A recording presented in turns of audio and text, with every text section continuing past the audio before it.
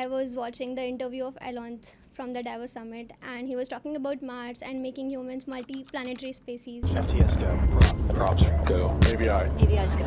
GNC. GNC go. 10, 9, 8, 7, 6. So I want to know, in your view, we will actually get there, and roughly by when? NASA is going to launch the Artemis 2 mission. They're going to take a slingshot around the moon and come back to Earth. After that, they will have the gateway that will be created between 2027 and 28. And from there, they will launch the Orion mission to Mars in 2035. Do you think humans could realistically survive on Mars? Because the climate condition is very harsh there, right? So when you're talking about exponential, you're looking at hundreds of AI agents that are at the level of Albert Einstein, and they will give rise to quantum computers. A superintelligence working with quantum computers can create, let's say, a material that will create gravity in your spacecraft. Now, one of the problems of going to long space journey to Mars is gravity. It will cause problems for your bones will become worse, your muscles will atrophy, and space radiation, all that. If the goal is living healthy and long life, so what is that one habit people should stop glorifying right now? One thing we should stop glorifying is this concept of being tough. Is the great filter one of the reasons why an alien civilization has not destroyed us, like in the movie Independence Day? Now, Stephen Hawking actually famously held a party for aliens long time back, and no aliens showed up eventually. Civilization destroys itself with the technology it is creating once it gets to that point. So we don't have to destroy ourselves. It could be something hardwired into life where we cannot travel those distances. That could be the reason for the Fermi paradox. AI experts and venture capitalists are investing in AI doctors, agentic doctors. Now, AI agentic doctors have an accuracy of 95%. Now, that is going to help countries like India. I worked in the rural area, and we are short of doctors. What is the one decision that government are making today about AI or climate that history is likely to judge very harshly? It is the weaponization of AI. Hello everyone, and welcome back to Pages of Pandora, the show where we talk about stories and the authors behind them.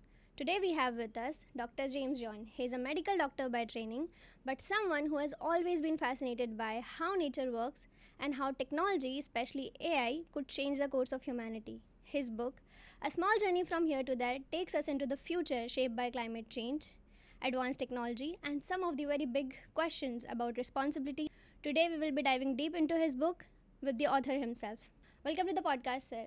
Thank you for the introduction, and thanks for having me. How was your travel? Nice. We are enjoying Goa, the beaches. I like the heat and humidity here, and having a very relaxed time. Thank you. That's great. James, I was scrolling through your profile and I noticed that you come from a medical background, yet you have written a book that talks about AI, technology, and climate future. So I'm curious to know, how did that shift happen for you? That's very simple. Actually, we grew up seeing Star Trek, and I read Isaac Asimov's books. So you have the laws of robotics and you have psychohistory. Anyone who went against the law of robotics got destroyed. Psychohistory could see the future. We instantly are at a point of time where you have AI, not robotics, which Asimov saw. So I said to myself, why not write a book about all the great things about living longer, going to moon, going to Mars, interstellar travel, about stepping into history, and all the great things that are possible. So when you start something new, if it is destined, it'll happen. And so you have my book, A Small Journey from Here to There, that doesn't destroy humanity, but enhances us and takes us into a world of abundance past the great filter. Okay, so before we talk about your book, I'd love for the listeners if you could recite the poem that you have mentioned at the start of your book. Oh, great. That's interesting. So we have a bit of poetry also out here. Sure, I remember the verses, so here we go. In our uniqueness our beauty lies. A tapestry of souls under the infinite skies. Each one unique, woven with care, making a small journey from here to there. Oh, that's beautiful. Your book begins in a future where humanity has survived climate collapse and lives alongside technology that feels almost magical. We follow Hope, born in 2025, as she grows through a century of extraordinary change, AI governance, and virtual experiences. It's a future that feels peaceful but also carefully controlled. So, I want to ask, when you started imagining this world, what was the first idea that came to you? The technology, the environmental recovery, or the human cost behind making such future possible? So when I wrote the book, I envisioned a world, like I said, where your generation will live till 100 and feel 25, like Hope who's the main character of my book. I looked at a world where we would be landing in moon now. The Artemis mission is going on, which will allow humans to go to moon in 2027, then Mars in 2035, the Orion mission. So all this is becoming reality now. So I said, why not write a book about it? And that's what was the motivation to write it. Nice. You imagine technology so advanced that people can step into cities and experience the past. So, if we could truly walk through history, do you think it would make us wiser or more nostalgic and selective? It will certainly make us wiser. Imagine, just imagine, you step into history and you are having a conversation with scholars who believe with all their heart and mind that we are at the center of the universe. Bruno was burnt alive. Galileo was prosecuted because he said we are not at the center of the universe. So you step back and you say, okay, fine, I don't want to be burnt. But you know that these guys aren't going to go to the moon like we would in 2027 until they step back and realize they are not at the center of the universe. And you need to put the laws of nature and the universe before you. So by stepping into history, you know how many false narratives essentially that you need to overcome to understand the universe, and that will make you wiser. Okay, that's a powerful way to put it. So, do you think we are living inside a story right now that future generation will look back on as obviously wrong? Future generations will be in a world which will be very different from us. Our world also is changing too rapidly. According to Sundar Pichai and all, when he was asked, just give me an answer, yes or no. Will the pace of change of technology is it so fast that the human narrative, the social narrative that we are living in, will it be able to catch up? And he said no. So when you're talking about the future generations, talking about us living in a story, you said, no? So the story is only starting now. The story of exponential change. Exponential means 4 into 4 is 16. 9 plus 9 is 18. 9 into 9 is 81. So exponential change story is starting. The story is going to be of the future generations, not of us. In the book, technology advances to the point where it is indistinguishable from magic, especially in Ariel's interaction with Druvians. So, do you think future generation might worship AI not out of ignorance but out of understanding? Future generations won't actually, they will admire AI. You are talking about whether they will worship AI. They may not worship AI. The reason they may not worship AI is because they know where AI is coming from. It is logic, it is science. So it will be grounded in reality. It won't be grounded in. Okay. Right, so knowing how it's built keeps it from becoming a god, right? If humans start living far longer lives, do you think wisdom will increase or we will simply stretch our flaws for existing more years? That's a very interesting question, but it's got a very simple answer. In order to live longer, we have to get to the technology. We are getting there. We are seeing aging as information loss. But in order to get there, we have to use AI wisely. We have to use the creative and helpful side of AI. If we use the destructive side of AI, then we destroy ourselves. So by default, if we get to the point where we live longer, we will be wiser. As you said, if reaching that future requires preserving our world first, then survival itself becomes the proof of wisdom, doesn't it? Absolutely. That was said very correctly. AI is the ultimate. It's the ultimate double-edged sword. its potential for destruction is awesome. Its potential for good is awesome.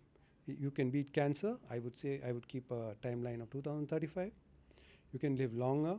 Aging has been reversed in mice and monkeys. Monkeys share about 93% of their DNA with us. So your generation will certainly live 100 plus, and you'll feel like 25, like my character Hope in my book does. But like you said, to do that, we need to use AI wisely. Okay.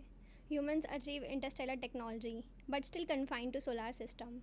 So, do you think was this limitation meant to humble humanity or protect something else in the universe? Yeah. So in my book, I create a situation where humans are not allowed to use the warp drive, their memories get messed up. That was to bring them back to Earth and show their limitations. By doing this, I wanted to explore the wisdom of nature. Imagine the monarch butterfly, a tiny little butterfly. It makes the 3,000-mile journey from Mexico to Canada. 3,000-mile journey. No maps, no GPS, nothing. One generation goes, flies, it lays eggs, dies. Next generation continues. How does it know? And it goes back to Canada and comes back to the same tree or the same forest. So something very exotic is happening. My idea of getting humanity back to Earth was to explore nature and this exotic manual of nature. And we are on the first page of this manual of nature. That's a brilliant example you gave. I was watching the interview of Elon from the Davos Summit, and he was talking about Mars and making humans multi-planetary species. So I want to know, in your view, we will actually get there, and roughly by when?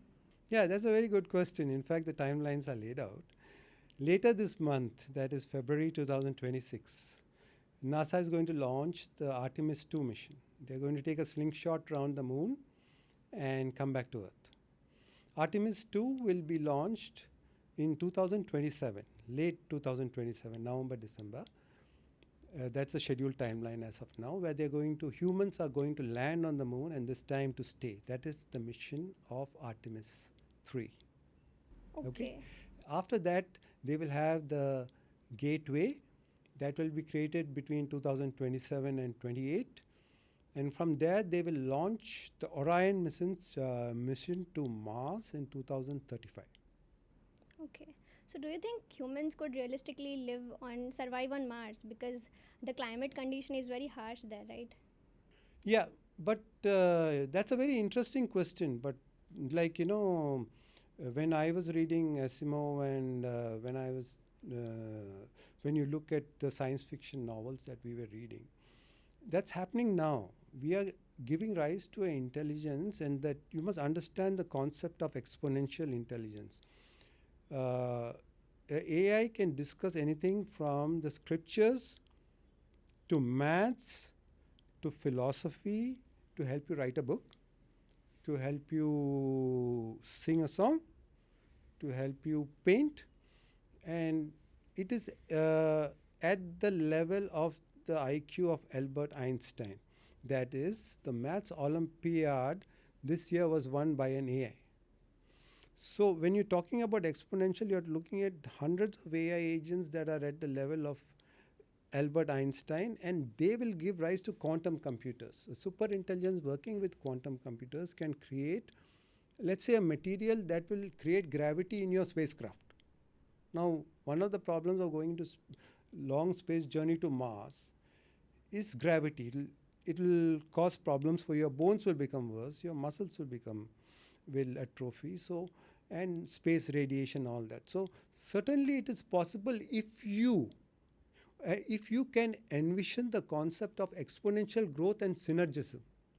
That is, a quantum computer works in a quantum wave of infinity.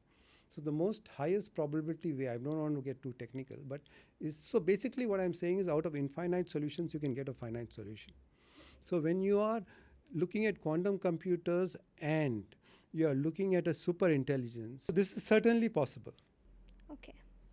If you're just starting the user manual, what do you think the last chapter would be? Wonderful question.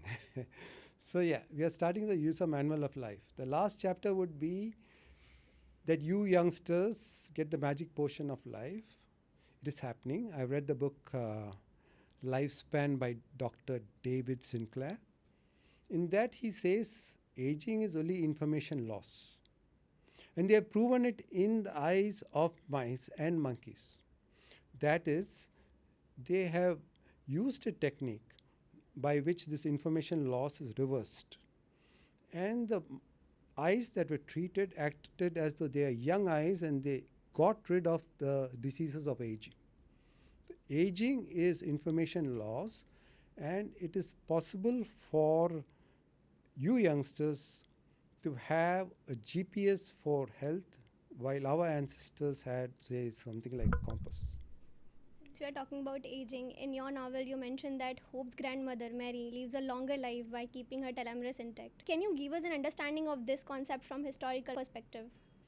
That's a very interesting question and a very important question for all of us. So you mentioned, I'll just repeat the question. The Mary Hope's grandmother, Mary, lived long by keeping her telomere intact. So yeah, let's break it down. First, let's go into where we are coming from. So we are coming from a very aggressive kind of mode, where survival was the mode. You wanted to make children tough to survive. But what we are realizing in what the work done by Elizabeth Blackburn, for which she got a Nobel Prize, and she wrote a book called The Telomere Effect. It shows that chronic stress will deplete your telomere. There are two caps at the end of the chromosome, and the length of telomere is directly proportional to your lifespan. So chronic stress depletes your lifespan essentially.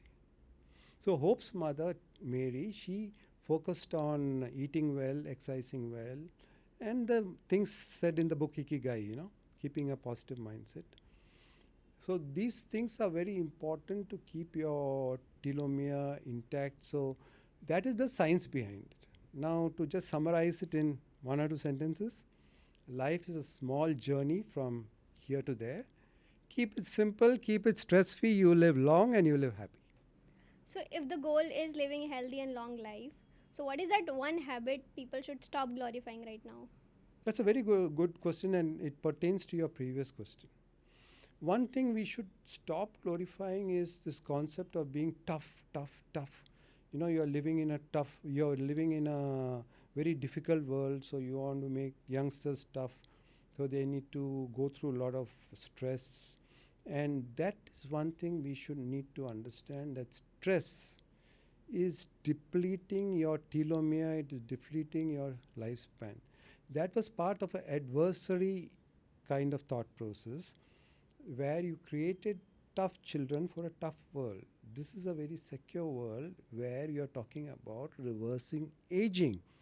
So that, I think, is something that we as society needs to look into. Yeah. Okay. Since we have been talking about your book, let me shift the lens a bit.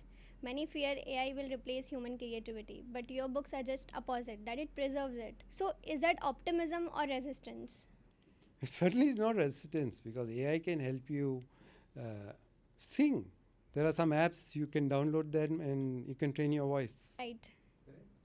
Now there are apps that help you, AI can help you write. You can discuss a concept with AI while you're writing a book. Then AI can help you draw. So AI is definitely an enhancer, without a doubt. We are already seeing AI used in warfare, surveillance, and border control. Is AI making world safer or making power more efficient? Yeah, AI safety is a very important topic. So I think I'll focus more on the AI safety part in what you said. So we are living in a world, like I said, AI is the ultimate double-edged sword. It can be extremely dangerous and destructive also. So the important thing to now, we celebrated our Independence Day on Jan 26. So what happened many years back? We got a set of laws, we got a set of rules that kept you and me safe, and it allowed us to live life in a certain secure and safe manner. Similarly, in Davos, when they wound up the Davos on 23rd of Jan, 3 days before the Republic Day, the AI leaders and the head of states, they were talking about constitutional AI. So what is a constitutional AI? A constitution is given to the AI, and it says you will not destroy humans. You will not destroy the world. And AI, you remember, is something that will improve exponentially, not linearly, not 8 into 8 plus 8 is 16, 8 into 8 is 81. So when it does that, it will use this constitution as it improves into a superintelligence to make the world safer and a better place for us. Now, a constitution AI should be implemented. Now it is for Claude. Claude came out with this in the Davos 2026. But that should be implemented for all large language models all over the world, China, US, and the government should supervise it. If that happens, then AI safety is assured and you guys will go into the age of abundance. Since you mentioned the Constitution AI, so who has given the Constitution to AI? Correct. That's a very good question. That is done by the creators of Claude.